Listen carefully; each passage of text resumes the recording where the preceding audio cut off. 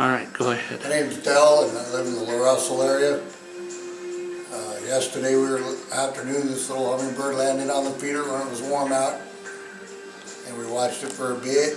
Next morning, we got up. It was raining real hard, and I noticed the bird's still there. It was wet, so it hadn't been drying its wings. So I went out and it crawled out on my hand because it was really cold. I brought it inside to let it dry off and warm up, and here's where he sits now. So hopefully he'll get better, and we'll let him head south for the winter. Tell me what you've been feeding. You've been feeding her a little... Sugar water, hummingbird food, sugar water basically. You'll take it right off the tip of your finger, just go up real slow to it.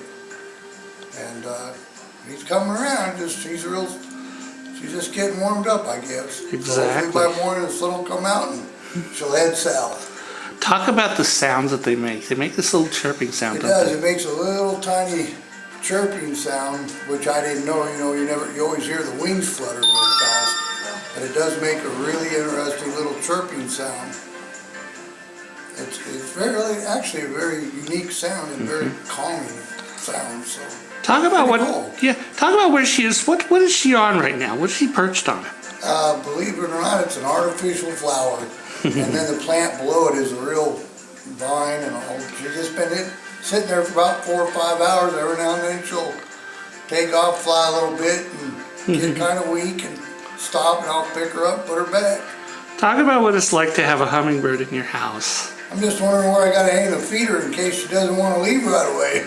Oh, no kidding. It is kind of neat. We just kind of go about our business, let her do her thing so we don't startle her too much. And I make sure the dogs don't get near her. Not that they would hurt her at this point, but you don't want to get the little bird excited about it, Right. So. And it's a tiny little bird, isn't it? Very, very small. In fact, when you look at me feeding it with my finger, you can see just the size of it. Her little tongue will come out and lick off the drop of the sugar water on my hand, my finger. See her little throat wiggle back and forth as she's drinking. Pretty interesting. Just hope she pulls through and takes off south. Make my day. Exactly. Exactly. That's the story of the hummingbird. There you go.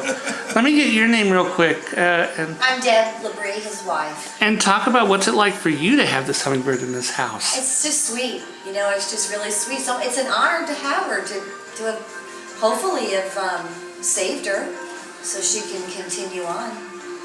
It's been delightful. And she's so tiny and fragile, isn't she? Kind of want to name her.